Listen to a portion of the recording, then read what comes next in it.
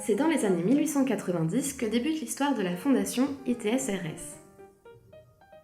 Durant cette période qui a vu naître aussi bien l'invention à Lyon du cinématographe par les frères Lumière que l'organisation des premiers Jeux Olympiques de l'ère moderne, une infirmière britannique, mademoiselle Florence Nightingale, fait également beaucoup parler d'elle.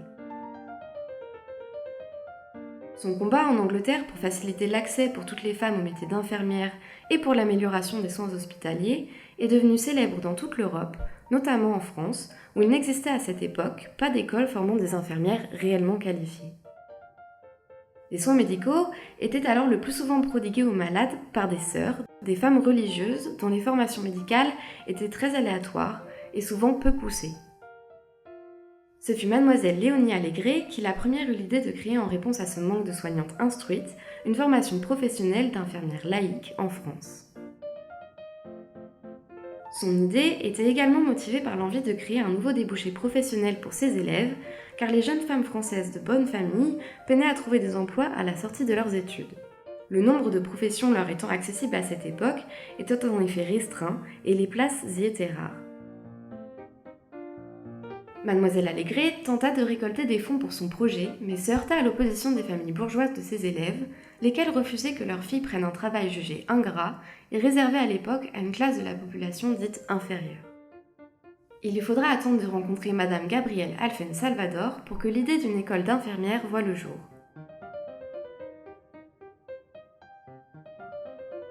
L'idée de Mademoiselle Allégret plut beaucoup à Madame Alphen Salvador. Très admirative du travail de Mademoiselle Nightingale, elle était elle-même prête à faire tout son possible pour aider à la construction d'une école d'infirmières en France. En 1897, elle constitua alors un comité provisoire chargé de la création de cette école et fonda en 1900 l'ADAM, l'Association pour le développement de l'assistance aux malades, dont elle prit la tête en tant que présidente. Elle y réunit par la suite un comité de personnalités influentes et issues du monde médical et s'entoura d'une équipe administrative très majoritairement féminine. Ce groupe, bien que marqué par le judéo-protestantisme de ses membres, soit deux confessions religieuses différentes, sut s'unir autour d'un puissant idéal laïque, républicain, démocratique et social. Madame Alphen Salvador utilisa enfin une grande partie de sa propre fortune afin de financer son projet d'école et découvrit dans un même temps le système des nurses en Suisse et en Angleterre, ces femmes allant soigner les malades à leur domicile. Elle décida d'adopter cette idée au sein de sa propre école lorsqu'elle apprit que la plupart de ses soignantes étaient issues de milieux aisés et son projet d'école d'infirmière se précisa en école d'infirmière à domicile. Cette idée séduisit un peu plus les familles bourgeoises françaises et permit à quelques jeunes femmes d'avoir l'autorisation de devenir les premières étudiantes de cette formation. Celle-ci fut inaugurée le 29 janvier 1900 et ouvrit ses portes sous le nom de l'Institut français des infirmières à domicile. Les cours étaient alors donnés dans un vieil hôtel rue Garancière dans le 9e arrondissement de Paris et accueillaient 3 élèves internes, 2 externes et quelques rares auditrices supplémentaires occasionnellement. Le nombre d'élèves augmenta néanmoins rapidement au cours de l'année et l'école dut déménager en août dans le 5e arrondissement.